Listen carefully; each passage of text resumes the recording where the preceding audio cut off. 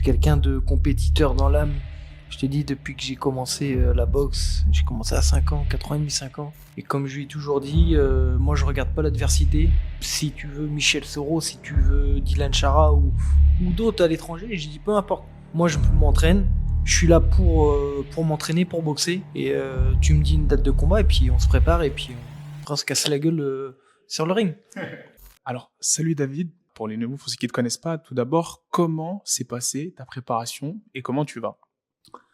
Bah écoute, merci, tout va bien. Merci à vous d'être présent. Et puis ouais, la préparation très très bonne. Voilà, on a fait un gros combat au mois de juin contre Ahmed, donc on a pris un peu de repos tout en restant actif. Et puis on a remis les bouchées doubles à partir de septembre.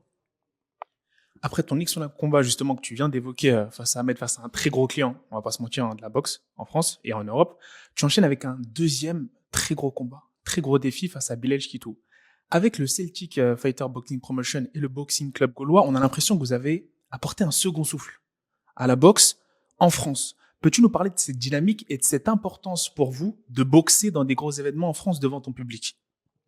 Bah tout d'abord, quand j'ai rejoint le Boxing Club Baulois en 2019, on se connaissait un peu avec David et Steve Musset et voilà, on s'est rencontrés parce que je quittais mon club, mais j'ai pas quitté mon club pour rejoindre David et Steve. C'est voilà, j'ai quitté mon club pour diverses raisons, pardon. Et quand j'ai pris rendez-vous avec David et Steve, je suis sorti de rendez-vous et époustouflé. Je dis, comment ça se fait que dans la région, il y a un mec qui connaisse mieux la boxe que moi, tu vois. David, c'est une encyclopédie. Et puis voilà, j'ai rejoint le club, on a discuté, j'étais en confiance.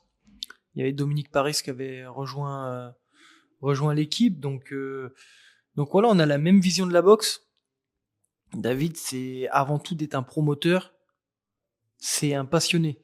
Et je pense que tout à l'heure, j'ai pas pu le dire, mais tous les promoteurs sont pas passionnés. Ils sont là parce ils ont besoin d'être là ou je sais pas, tu vois. Je les connais pas personnellement. Mais David, c'est un passionné. Tu peux passer une journée avec lui de parler de boxe et tu vas apprendre des choses. Donc quand t'es avec une personne qui t'entoure et qui gère ta carrière, comme David et Steve, c'est énorme. Mais voilà, j'ai 100% confiance en eux en termes de gestion de carrière. Et puis voilà, on a commencé par un petit gala de remise en forme, on va dire, vu que je changeais complètement de staff, tout ça. Et puis, au fur et à mesure, c'est monté. Et t'imagines, en quatre galas, je crois, on est rendu au Zénith. Deuxième Zénith. Donc, et comme je lui ai toujours dit, moi, je regarde pas l'adversité. Si j'ai confiance en toi, si tu veux Michel Soro, si tu veux Dylan Chara ou d'autres à l'étranger, j'ai dit peu importe. Moi, je m'entraîne. Je suis là pour m'entraîner, pour boxer. Et tu me dis une date de combat et puis on se prépare et puis on se casse la gueule sur le ring. Alors justement, tu parles d'adversité dans ton dernier combat, hein, face à Ahmed, il y avait pas mal d'adversité. Tu as pu démontrer que même sous pression, tu avais cette capacité à développer ta belle boxe. Cependant, comme en témoigne son dernier combat à ton adversaire, Bilal est justement connu pour beaucoup avancer sur ses adversaires. Le vois-tu comme le boxeur le plus dangereux que tu aies vu affronter jusqu'à présent? Ouais, on va dire que face à Ahmed, voilà, c'était un combat vraiment de base. Avant de boxer, c'était un combat tactique. Voilà, très très gros technicien Ahmed. Et on se connaissait depuis l'âge de 14 ans. Mais le problème de mon combat face à Ahmed, c'est que je l'ai trop regardé. Je me suis trop dit, je boxe Ahmed, tu vois. Pour moi, c'était énorme. J'ai dit, quand j'ai commencé la boxe anglaise à 14 ans, les gens, ils me parlaient d'Ahmed El Moussaoui comme maintenant on parle de Floyd Mayweather. C'est-à-dire le fait de me dire, tiens, tu vas boxer Ahmed. Là, Bilal, c'est différent. C'est un peu moi qui est dans la peau de Ahmed dans ce sens-là, tu vois. Après, Bilal, comment je vais te dire ça? Il est actif sur les réseaux et la pression, il me l'enlève un peu, tu vois. Il me l'enlève parce que il passe favori avec ses paroles et ses vidéos. Après, voilà, c'est bon enfant et puis c'est courtois, mais ouais, Bilal, ça va être un gros combat, très très fort physiquement. Donc après, tout dépend. voilà, le combat, ça peut être le plus dur de ma carrière, ça peut être le plus dur de sa carrière, ça peut être très court. C'est un combat où voilà, on va pas miser notre salaire sur l'avancée du combat. Donc, mais sur le papier, ouais, c'est électrique. Tu as pu parler justement des réseaux sociaux et comparé à ton adversaire, justement, c'était très discret. Et il y a une phrase que j'aime bien que tu dis souvent, c'est la boxe qui parle, comme tu le dis si bien. D'où te vient cette humilité malgré ton invincibilité et ton gros palmarès et ta grosse expérience? Est-ce qu'il y a des boxeurs sur lesquels tu prends exemple en particulier ou même des personnes qui t'ont inspiré ces valeurs?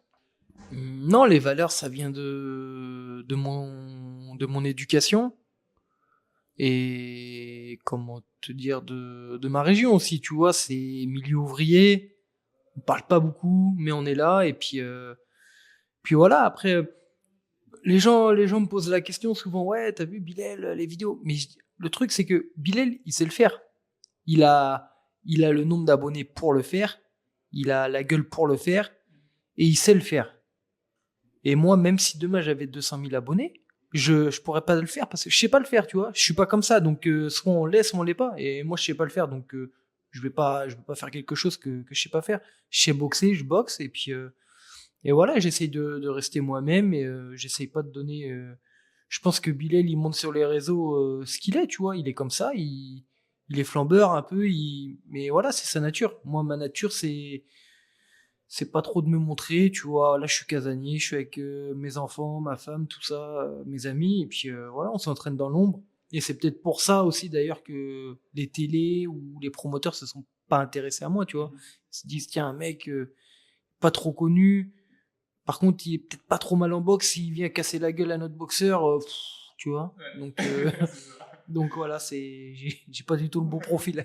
C'est ça. On arrive dans les dernières questions.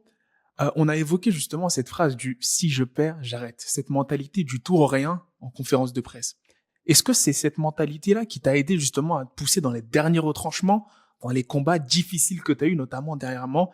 Est-ce que c'est cette mentalité qui t'a permis de rester invaincu? Je sais pas, après, voilà, moi, comment te dire, je suis quelqu'un de compétiteur dans l'âme. Je te dis, depuis que j'ai commencé la boxe, j'ai commencé à 5 ans, 4 ans et demi, 5 ans. Et je vois même maintenant comment est mon fils. Il a 3 ans et demi. Si tu montes les escaliers avant lui, c'est une catastrophe. Tu vois, c'est la gagne. C'est que la gagne. Ça fait que je peux pas te certifier que si je perds, j'arrête. Mais dans ma tête, c'est comme ça.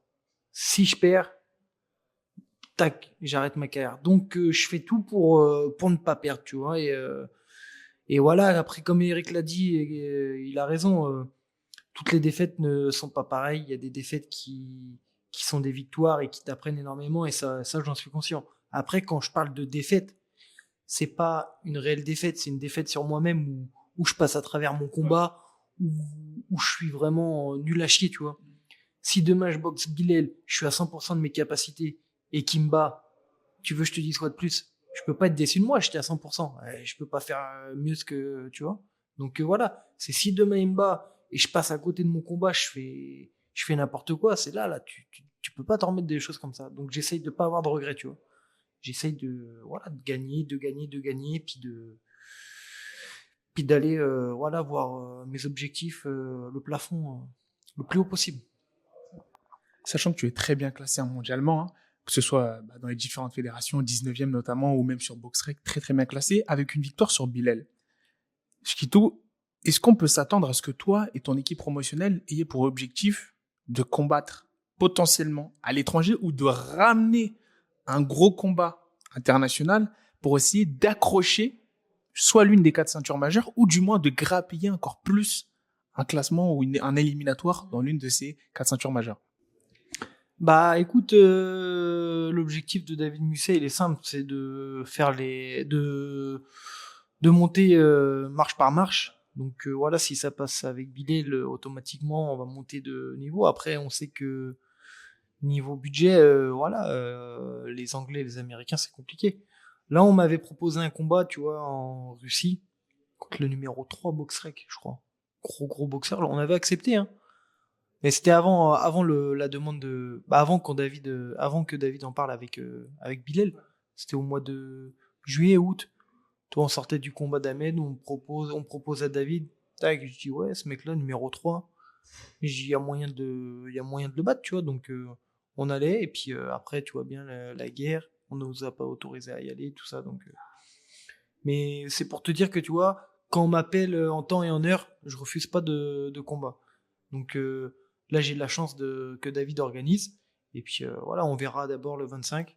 On est focalisé sur le 25. Et puis après, l'avenir, on verra comment que ça se passe. Dernière question. Est-ce que tu auras un dernier message pour Bilal? À quoi on peut s'attendre le 25 au Zénith de Nantes? Bah écoute, Bilal, voilà, je sais que tu t'es bien préparé. T'as mis toutes les chances de ton côté. Sache que moi aussi, j'ai mis toutes les chances de mon côté. J'ai fait une grosse préparation. Et puis, que le meilleur gagne. Merci beaucoup, David. Excellent. Bon courage. Way to go.